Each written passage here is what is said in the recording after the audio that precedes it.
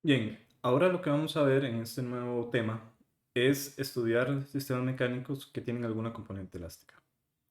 Lo que hemos venido haciendo hasta el momento ha sido estudiar sistemas mecánicos, es decir, obtener ecuaciones diferenciales, ver cómo es la respuesta de esa ecuación diferencial ante determinadas entradas, pero lo que hemos hecho hasta el momento ha sido estudiar cuerpo rígido. Ahora lo que vamos a hacer es ver cómo incorporar la elasticidad.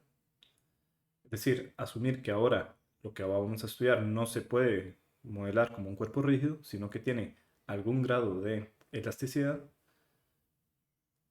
Y vamos a ver cuáles son esos modelos que normalmente se utilizan y vamos a ver cómo se obtiene la respuesta para esos casos. Entonces, existen diferentes maneras de estudiar matemáticamente el fenómeno de vibraciones. Cuando incluimos elasticidad o la componente de elasticidad en nuestros modelos, todo lo que vamos a tener es un movimiento vibratorio. ¿Ok? Entonces, un enfoque para estudiar ese tipo de fenómenos consiste en elaborar modelos continuos. Estos son modelos en donde se considera que tanto la masa como la elasticidad se distribuye en el espacio de tal manera entonces que, por ejemplo, si yo tengo una viga empotrada como la que ustedes están viendo y le aplico un desplazamiento inicial y eventualmente lo suelto, esta viga va a comenzar a oscilar. En los modelos continuos, lo que se hace es estudiar el comportamiento oscilatorio para todos los puntos que componen la viga. Entonces, por ejemplo, vamos a tener que para el extremo vamos a tener una función x1 de t que evoluciona con el tiempo. Para el punto 2 vamos a tener otra función x2 de t, pero entre x1 y x2 hay un infinito número de puntos que a su vez cada coordenada es una función del tiempo. ¿Ok? Y así para cualquier punto que compone la viga. El resultado de este tipo de enfoques es que uno eventualmente va a llegar a tener una ecuación diferencial parcial. Estas ecuaciones diferenciales parciales son más difíciles de resolver que las ecuaciones diferenciales ordinarias. Y por lo tanto, representa en algunos casos un obstáculo para poder estudiar ese tipo de sistemas. Una alternativa que simplifica la comprensión y análisis de sistemas dinámicos como este consiste en usar modelos de parámetros concentrados. Entonces, en lugar de considerar la elasticidad y la masa como entes que están distribuidos en el espacio, lo que se hace es una simplificación y consiste en tratar la masa como masas puntuales y consiste en modelar la elasticidad como resortes ideales. ¿Ok? Entonces, según lo dicho, esta aproximación consiste en representar de manera discreta los principales factores que influyen en la respuesta de un sistema vibratorio. Entonces, por ejemplo, si estamos pensando en el sistema de suspensión de un automóvil, en lugar de considerar la distribución de masa y la distribución de elasticidad de todos y cada uno de los componentes que componen el automóvil, lo cual representaría un modelo bastante complicado de resolver, uno lo que hace simplemente es considerar la fracción de masa que participa en el movimiento oscilatorio como una masa discreta, modelarla como una masa discreta y la elasticidad de los componentes elásticos que contribuyen a ese movimiento oscilatorio, representarlo por medio de una constante, de un resorte cuya constante se le va a asignar con la letra K. Asimismo, uno lo que puede hacer es modelar el amortiguamiento o la fricción del sistema mediante un elemento discreto que se conoce como damper o amortiguador. ¿Ok? Entonces, en lugar de considerar ese volumen que representa, por ejemplo, un determinado componente elástico o un componente mecánico que tiene su propia rigidez y masa, uno lo que hace es una simplificación y considera la masa y la rigidez o la elasticidad mediante elementos discretos, que en este caso son masas puntuales y resortes ideales. ¿Ok? Entonces, el primer modelo que vamos a estudiar se conoce como modelo masa-resorte. Este es un modelo, tal vez el más simple de todos, pero que es muy importante en el estudio de este fenómeno de vibraciones. Entonces, ese es el modelo más simple, que se conoce como modelo masa-resorte. Este consiste en un modelo de un grado de libertad, el cual compone por una masa puntual m unido a un resorte ideal de constante rigidez k, que es este que ustedes están observando acá. ¿Okay? Se dice que es de un grado de libertad porque en el momento en que yo asigno un valor a x, el sistema queda completamente determinado. ¿Okay? Entonces, al desplazar la masa desde su posición de equilibrio digamos, una distancia x y que lleve, digamos, una velocidad y una aceleración, lo que podemos hacer a continuación es un diagrama de cuerpo libre y el diagrama cinético del sistema. ¿Ok? Entonces, de esta manera, lo que vamos a obtener del lado izquierdo lo que tenemos es la fuerza de resorte. ¿Ok? Aquí lo que estamos asumiendo es que esta partícula m está en un estado, digamos, genérico, donde tiene asociado una posición con respecto a su posición de equilibrio, está asociado a una determinada velocidad y está asociado también a una determinada aceleración. En consecuencia, las fuerzas externas al cual va a estar sometido este bloque M va a ser únicamente la fuerza de resorte, que va a ser K por X. ¿Ok? Y del lado izquierdo tenemos el diagrama cinético y la única fuerza inercial que actúa sobre el sistema va a ser la masa por aceleración, o lo que es lo mismo, m por x dos puntos. Entonces, al plantear la segunda ley de Newton, lo que obtenemos es sumatoria de fuerzas en x igual a masa por aceleración, es decir, masa por m por x dos puntos. La única fuerza externa corresponde a la de resorte, que es menos kx, y así obtenemos, mediante un reacomodo, la siguiente ecuación. Mx dos puntos más k por x igual a 0.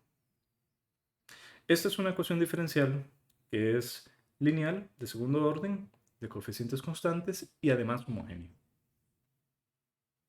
Entonces, ahora lo que vamos a hacer es tomar esta ecuación y lo vamos a dividir por la masa. De esta manera obtenemos esta ecuación. X dos puntos más k entre m por x igual a 0.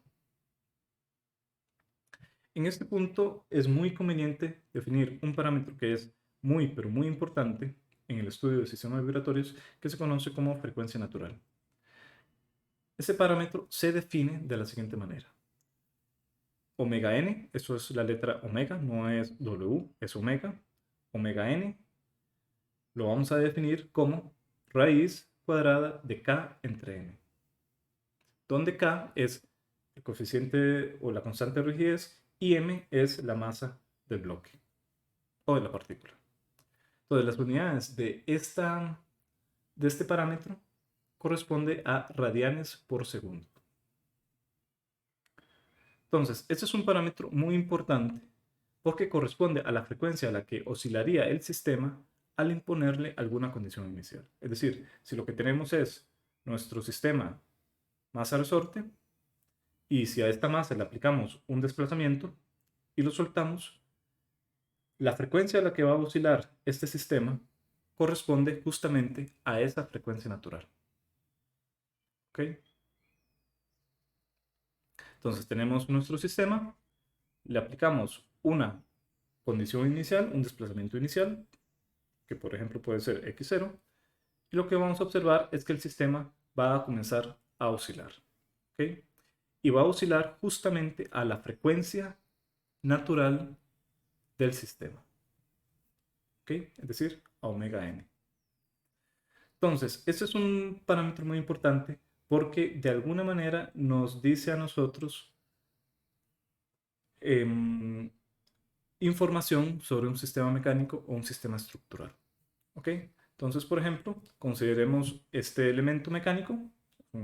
Se puede considerar como un elemento mecánico o un elemento estructural. Es un diapasón. Seguramente ustedes lo habrán visto en de alguna otra parte. Es un elemento que normalmente está hecho de acero. Es un elemento que también es relativamente pequeño. Y si luego este sistema lo comparamos, por ejemplo, con un ala de avión, aquí podríamos notar varias cosas. Si yo les preguntara a ustedes cuál de los dos elementos tiene una frecuencia natural más alta, uno puede llegar a la hora de estudiar esta ecuación que el ala de avión tiene una frecuencia natural más baja que el diapasón. ¿Por qué? Bueno, porque el ala de avión normalmente tiene una masa mucho más alta, por lo tanto, si uno se fija, por ejemplo, en la fórmula de la frecuencia natural, al estar la masa en el denominador, eso hace que la frecuencia natural sea mucho más baja.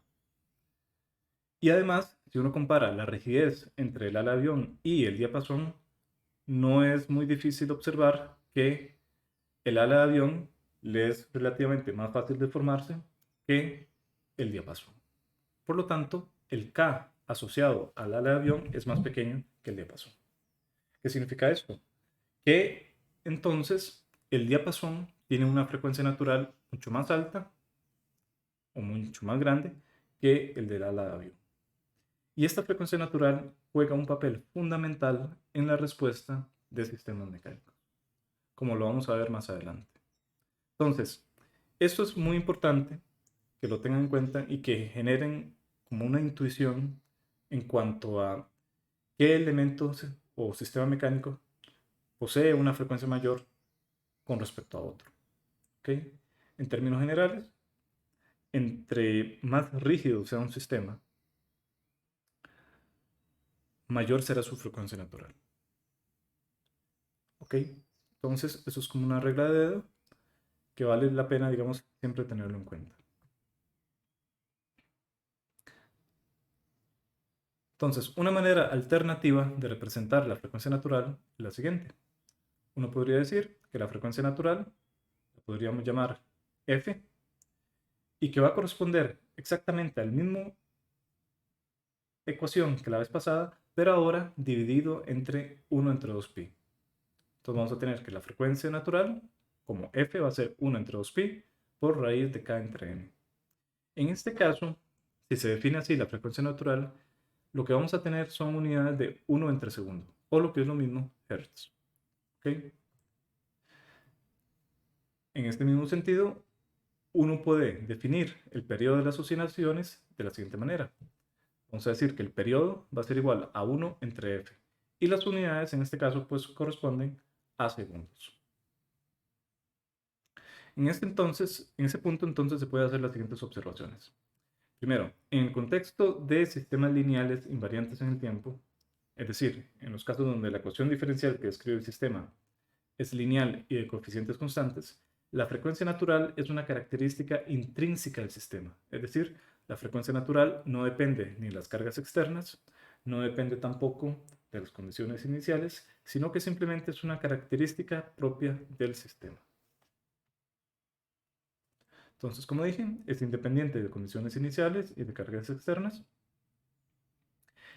Y entonces, a la hora de usar esta definición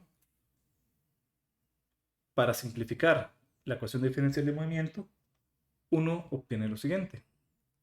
Como habíamos dicho que frecuencia natural era raíz cuadrada de k entre m, entonces nuestra ecuación de movimiento ahora puede definirse de la siguiente forma. X dos puntos más omega n cuadrado por x igual a 0.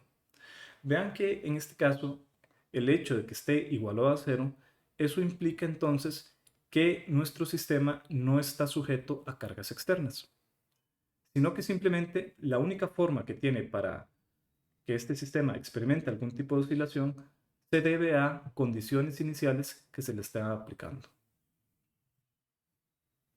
¿Ok? Entonces, como no hay fuerzas externas, el tipo de respuesta o fenómeno que describe esta ecuación diferencial corresponde al caso de vibraciones libres.